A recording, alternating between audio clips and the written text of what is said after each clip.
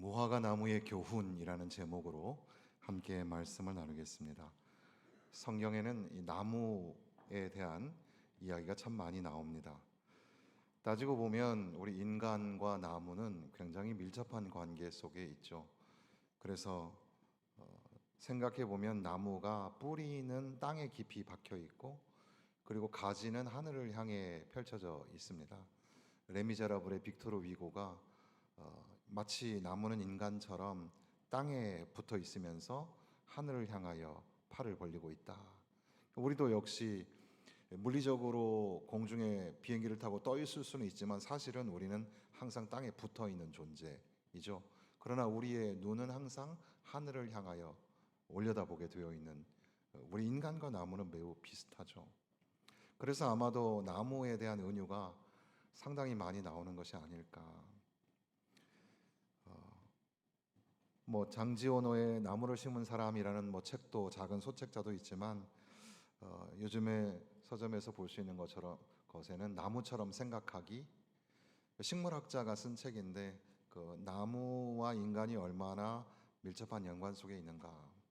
또 나무의 모험이라는 그 책은 나무가 어떻게 큰 숲을 이루어가는가, 그래서 그것이 나무의 역사이고 인간의 역사를 빗대어서 설명하기도 합니다.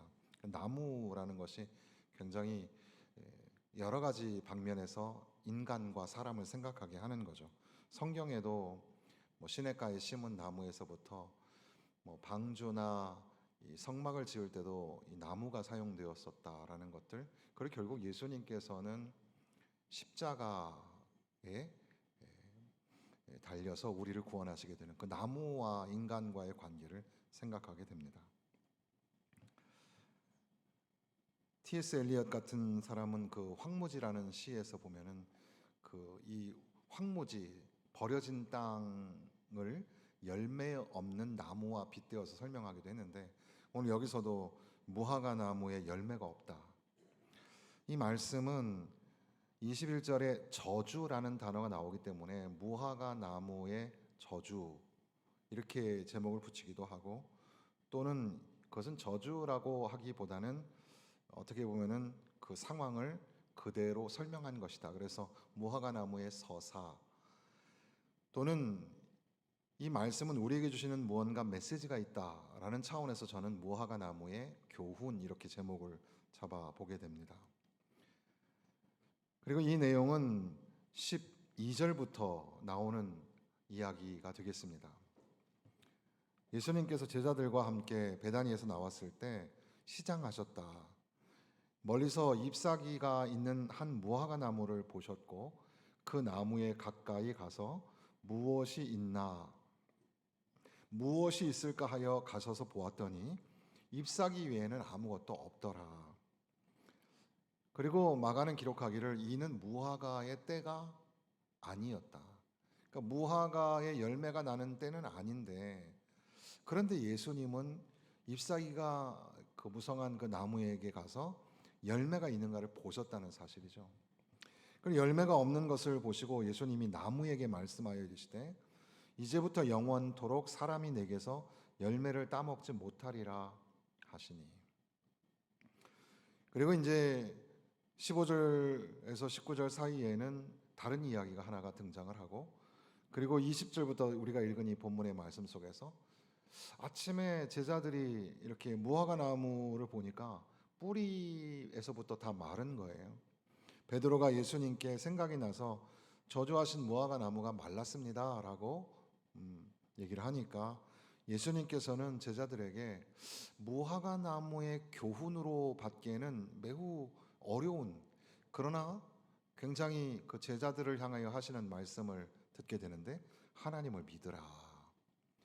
그리고 유명한 그 이 산더러 들리어 바다에 던져지라 하면, 그러면 믿고 그렇게 하면은 그렇게 된다라는 말씀을 하신단 말이죠. 이 이야기는 우리가 잘 알 것 같으면서도 상당히 어려운, 신학자들에게서도 해석이 분분한 그런 본문이기도 합니다만은, 오늘 우리는 이 말씀을 통해서 몇 가지 단계를 거쳐서 주께서 우리에게 하시는 말씀이 뭘까, 이런 것들을 함께 보고자 합니다. 먼저는 그 나무 이야기를 했으니 나무의 열매, 그리고 또 이제 명절을 지나가면서 우리에게도 이제 풍성한 과일들이 있는데, 그런 것들을 좀 생각하면서 예수님은 왜 그 무화과 나무에 가셔서 열매를 보셨을까? 그 나무가 열매를 맺는 때가 아니었음에도 불구하고 예수님은 열매를 보셨을까? 오늘 우리의 삶에도 열매가 있는가? 과연 나는 열매를 맺는 삶을 살고 있는가? 예수님께서는 우리가 열매를 맺을 때가 아니라고 생각하는 그때에 우리에게 열매를 물으실 수 있다는 사실이죠. 여기에 때라는 단어가 몇 번 등장합니다. 그래서 오늘 사실 오전 오후의 주제 중에 하나는 시간입니다. 시간, 때. 그래서 주님께서는 우리가 생각하지 못한 시간에 우리에게 열매를 점검하실 수 있다는 사실입니다.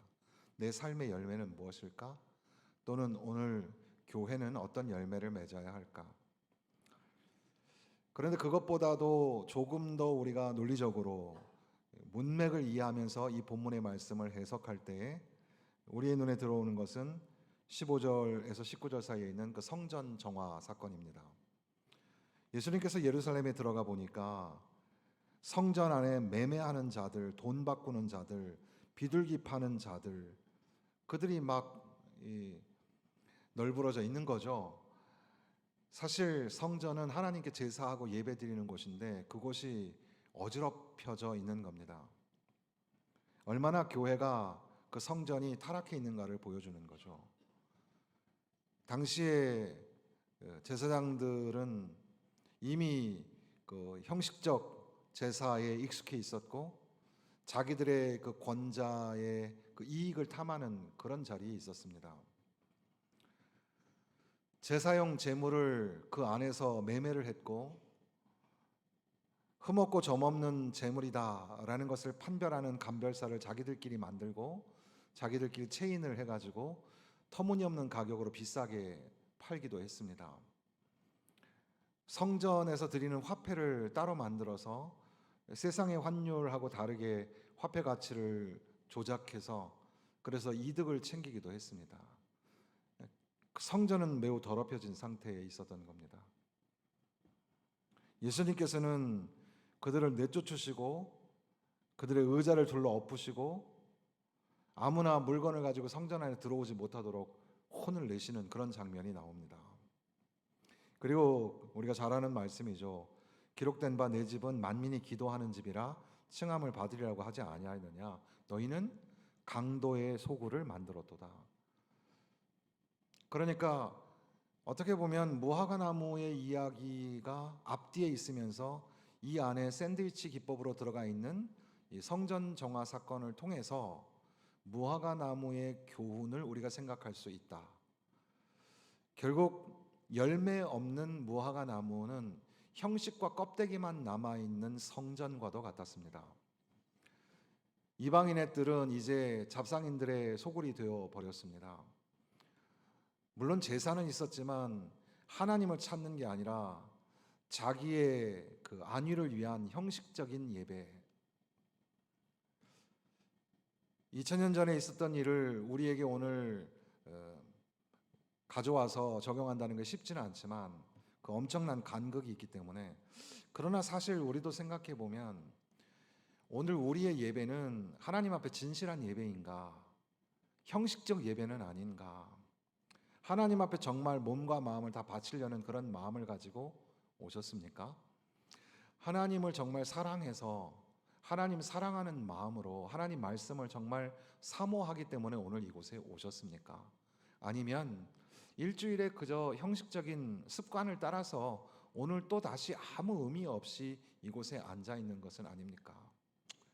그저 고상한 종교 생활 또는 개인의 경건 생활을 위해서 또 목사님이 하시는 그런 그럴싸한 인문학적인 이야기를 듣고 싶어서 그냥 와 앉아 계신 건 아닙니까? 살아계신 하나님을 믿으십니까? 하나님이 우리의 예배를 받으시는 것을 믿으십니까? 하나님 앞에 우리가 나와서 예배한다는 것, 이게 정말 쉽게 형식적으로 껍데기만 남은 예배로 바뀔 수 있다는 사실을 우리는 항상 잊지 말아야 합니다.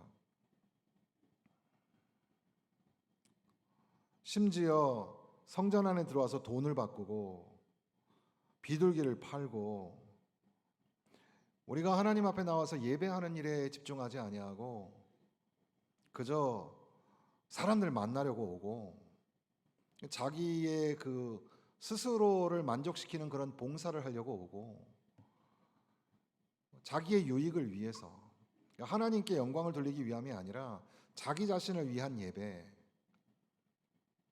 바로 그게 오늘 우리의 모습이 아닐까?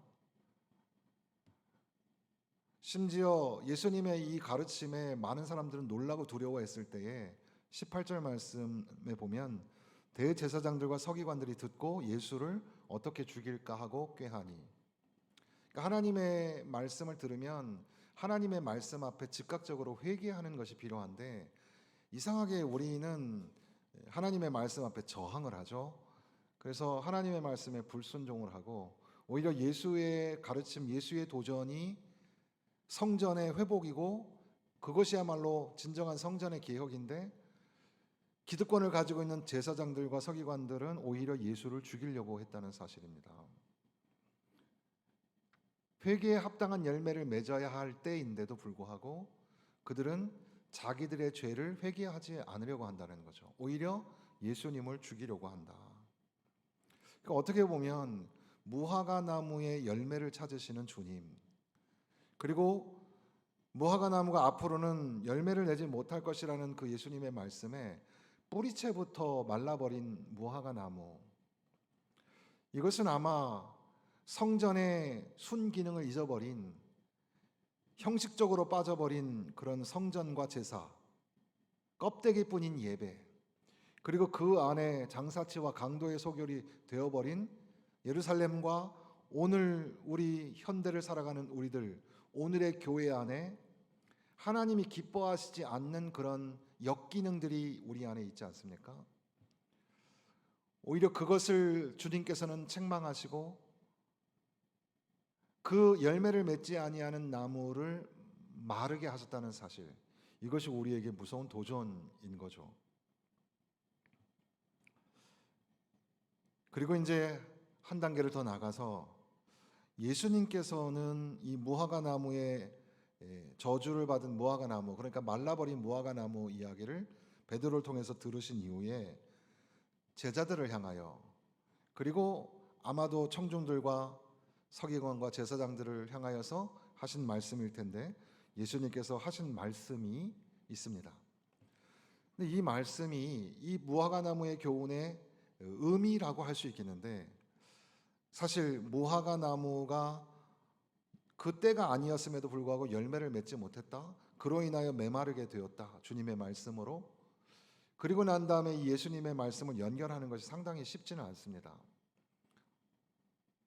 신학자들도 굉장히 곤혹스러워하는 그런 본문이기도 합니다만은, 그러나 우리는 나무가 우리 인간을 빗대고 있다는 것과 그리고 이 성전 정화의 사건과 연관성을 가지고 있다는 것을 이제 한켠에 두고 이제 예수님께서 제자들에게 하신 말씀에 귀를 기울이게 되는 거죠. 먼저는 22절에 보면 예수께서 그들에게 대답하여 이르시되 하나님을 믿으라. 하나님을 믿으라. 갑자기 무화과 나무의 이야기를 하시다가 예수님께서는 제자들을 향하여 하나님을 믿으라 이렇게 말씀하시는 겁니다. 믿음이 굉장히 중요합니다. 하나님을 믿는 믿음이 있느냐. 그래서 내가 진실로 너희에게 이르노니 누구든지 이 산더러 들리어 바다에 던지지라 하면 그 말하는 것이 이루어질 줄로 믿고 마음에 의심하지 아니하면 그대로 되리라. 이 말을 듣고 그래 북한사나 저쪽으로 넘어가라, 인왕사나 이쪽으로 넘어가라, 이런 기도를 하라는 말씀은 아니겠죠. 그것은 어떻게 보면 믿음이 필요하다는 것을 표현하는 그런 이 과장법이라는 문학적 표현일 수도 있겠습니다만은, 그러나 요지는 그거죠. 믿음이 중요하다. 하나님을 믿어야 된다. 여러분 하나님을 믿으십니까? 하나님은 한 분이시고 하나님은 전능하신 분이시며 하나님은 창조자이시고 하나님은 우리를 구원하시는 분, 하나님은 우리를 사랑하시는 분. 하나님을 믿으십니까?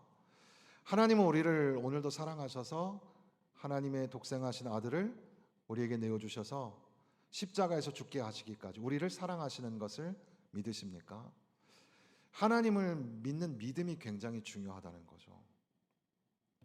그리고 이 말씀은 두 번째 단락으로, 그러므로 내가 너희에게 말하노니 무엇이든지 기도하고 구하는 것은 받은 줄로 믿으라. 그리하면 너희에게 그대로 되리라. 기도가 필요하다. 기도하는 신앙이 있어야 한다. 그런데 그 기도가 믿음의 기도가 되어야 한다는 거죠. 믿음 있는 기도를 드리고 있는가? 사랑하는 성도 여러분, 여러분 기도하십니까? 기도하고 있습니까? 노년의 기도는 무엇입니까? 건강해서 자녀들 누 끼치지 않고 하나님 부르시는 날까지 내 온몸과 영혼이 건강하기를, 그리고 손들어서 자손들을 축복하며 기도하는 것. 60대, 5, 60대를 넘어서면 이제 은퇴를 하고 일선에서 이제 뒤로 물러나면서 이제 어떻게 살아야 하는가 이런 걱정이 있을 것입니다. 40, 50대의 사람들은 이제 직장에서의 그 위치, 그리고 어떻게 경제적으로 살아가야 하는가, 자녀들이 이제 커가고 그런 것들을 걱정하겠죠. 30, 40대는 어린 아이들이 이제 자라는 교육에 관심이 많고, 요즘 아이들 가르치는데 드는 돈이 굉장히 많잖아요. 그리고 어떻게 우리 가정을 행복한 가정으로 만들까? 청년들에게는 취업과 결혼과 학업과 진로와 여러 가지 기도의 제목들이 있을 겁니다.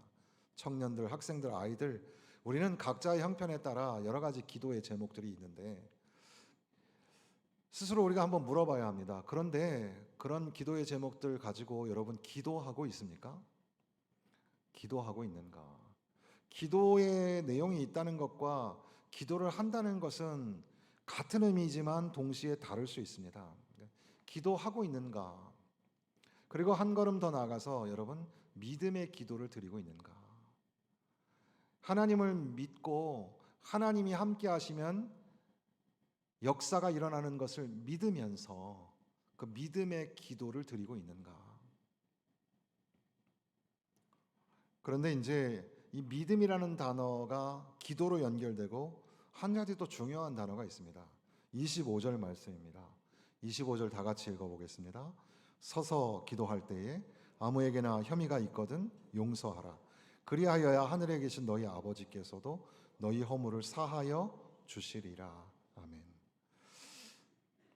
믿음과 기도, 믿음이 있어야 하는데 하나님을 믿는 믿음이 있어야 되겠고 믿음의 기도를 드려야 한다. 기도할 때 공허한 넋두리가 아니라 믿음의 기도를 드려야 된다.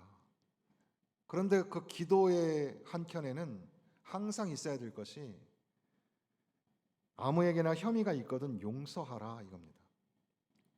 쉽게 말하면 저 사람이 잘못됐다는 걸 내가 아는 겁니다.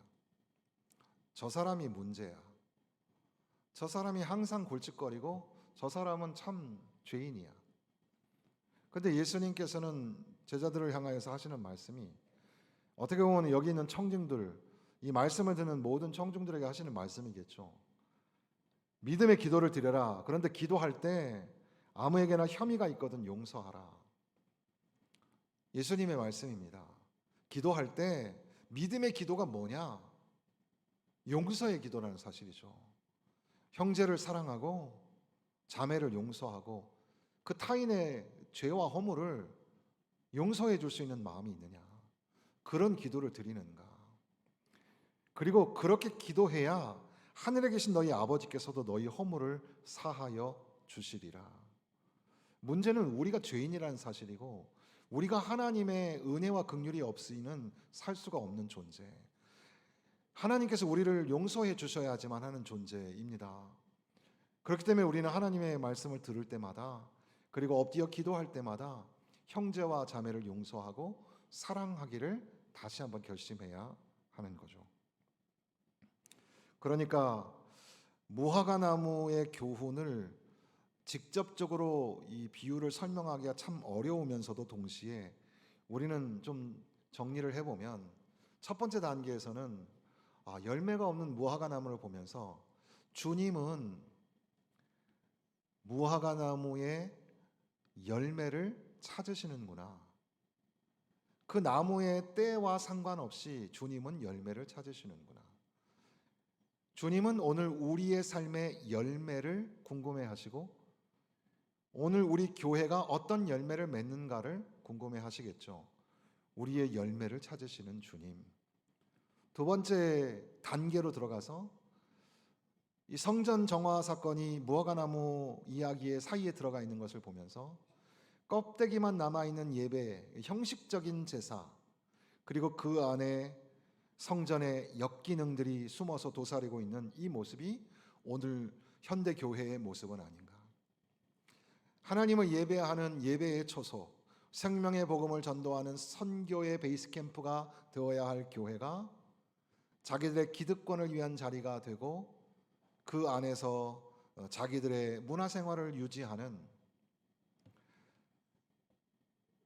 형식과 껍데기만 남아있는 의미 없는 강단과 교회 프로그램.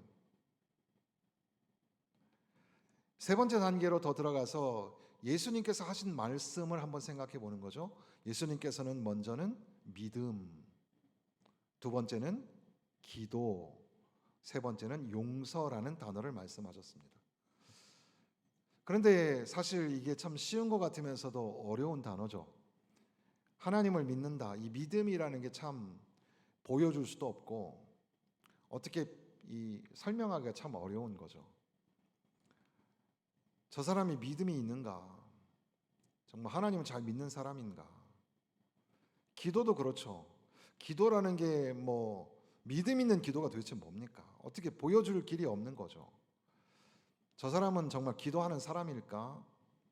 여러분, 우리가 다른 사람을 판단하기는 어렵습니다만은 우리가 할 수 있는 게 하나 있죠. 하나는 우리 자신입니다. 우리 자신. 나는 과연 믿음이 있는 사람인가? 다른 사람은 속여도 나 자신은 알잖아요. 나는 하나님을 믿는 사람인가? 하나님을 믿는 믿음으로 내가 기도하면 그 기도가 응답될 줄로 믿는 그런 확신이 있으십니까? 믿음의 기도. 과연 나는 기도하는 사람일까? 사람들이 볼 때는 아이고 집사님, 권사님 참 기도 많이 하시고 훌륭하십니다. 나는 알잖아요. 나는 내가 기도하지 않는다는 걸 알잖아요. 여러분의 삶에 왜 응답이 없습니까? 기도하지 않기 때문이죠.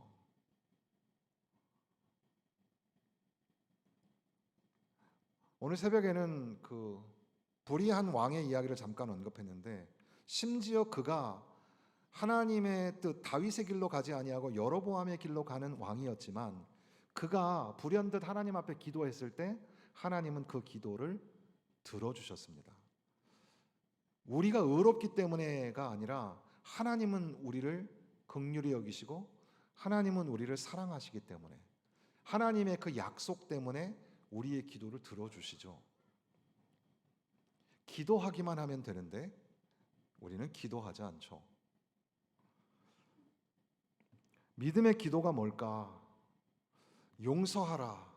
사실 이것처럼 쉬우면서 이것처럼 어려운 게 없죠. 우리가 너무 많이 듣는 말씀이지만 사실 나와 결이 다른 사람을 용서하고 이해하고 끌어안아 준다는 것은 참 쉽지가 않습니다. 그런데 예수님의 말씀은 묵직하잖아요. 제사장들과 서기관들을 향하신 책망의 말씀이 담겨져 있잖아요. 너희들이 지금 이 사건과 이 말씀을 통해서 빨리 회개하고 회개에 합당한 열매를 맺어야 한다는 거죠. 너희가 하나님 앞에 자복하고 회개하면 하나님이 용서하여 주시고 살려 주신다는 겁니다. 그런데 그들이 그것을 거절하고 있는 이런 상태죠. 내가 용서함을 받아야 되겠습니다. 그러기 위해서 내게 필요한 것이 뭐냐면 당신을 용서하는 일이라는 사실이죠. 그러니까 믿음과 믿음의 기도. 믿음의 기도는 용서의 기도. 그러니까 무화과 나무의 열매 이야기를 오늘 우리의 삶에 빗대면 과연 나는 믿음의 열매를 맺고 있는가?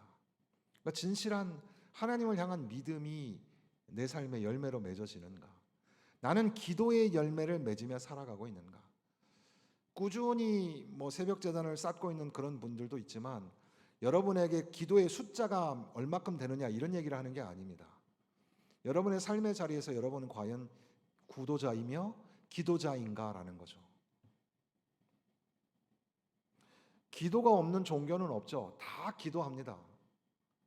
그러나 하나님을 믿는 믿음의 기도인가? 내 죄를 사하여 주신 예수님의 은혜, 그 은혜에 힘입어서 하나님의 은혜의 보좌 앞에 나아가는 그런 기도인가? 기도, 과연 나는 기도자인가? 그리고 우리의 기도의 굵직한 자락으로서 과연 나는 형제를 용서하고 자매를 사랑할 수 있는가? 그렇게 하지 않으면 우리의 죄를 용서하여 주시지 않고 내가 형제를 용서할 때 우리의 죄를 하나님이 용서하여 주신다고 예수님은 매우 집요하게 우리에게 말씀하시는 겁니다. 칼빈은 믿음은 인생의 중요한 훈련이라고 말을 하고 루터는 기도 없는 신앙은 숨 없는 몸과 같다 했습니다. 그러니까 믿음의 기도를 드리는 것, 이것은 하나님을 신뢰하고 하나님과의 대화이며 하나님을 향한 믿음의 고백, 우리의 삶에 맺혀져야 할 믿음의 삶의 열매, 이것이 바로 믿음의 기도라고 할 수 있겠습니다. 참된 믿음을 가졌다면 반드시 열매를 맺는다.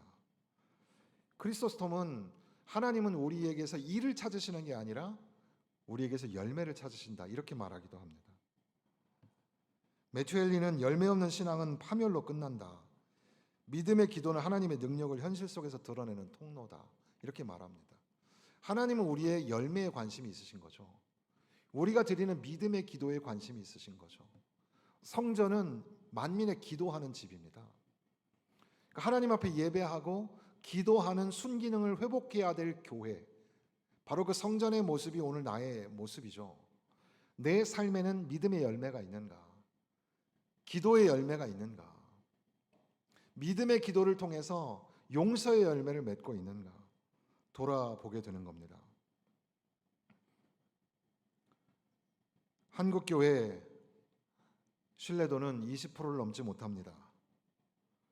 건물과 프로그램은 무수히 많지만 세상은 교회를 향하여서 열매 없는 무화과라고 하는 것은 아닐까? 물질 만능주의의 세상 속에서 돈이 행복의 가장 큰 조건이죠. 예수님께서는 사람의 생명이 그 소유의 넉넉함에 있지 않다고 말씀하셨지만 이미 교회 안에도 팽배하게 들어와 있는 물질 만능주의, 우리는 그 능력 앞에 두 손 들고 항복하고 있는 건 아닙니까? 회개에 합당한 열매를 맺으라고 하였던 세례 요한의 외침처럼 회개 없는 신앙은 잎만 무성한 무화과 나무이고 참된 회개의 열매가 사랑이고 정직이고 공이고 형제를 용서함이며 믿음으로 하나님 앞에 나아가는 기도가 아닐까요? 사랑하는 성도 여러분, 한 주간 여러분의 삶에 과연 우리에게 열매를 물으시는 주님 앞에 나는 무엇을 드릴까? 나는 믿음의 열매를, 믿음의 기도의 열매를, 기도의 용서의 열매를 드릴 수 있을까? 그러한 진지한 고민 중에 믿음의 여정 살아내시기를 주님의 이름으로 축원합니다.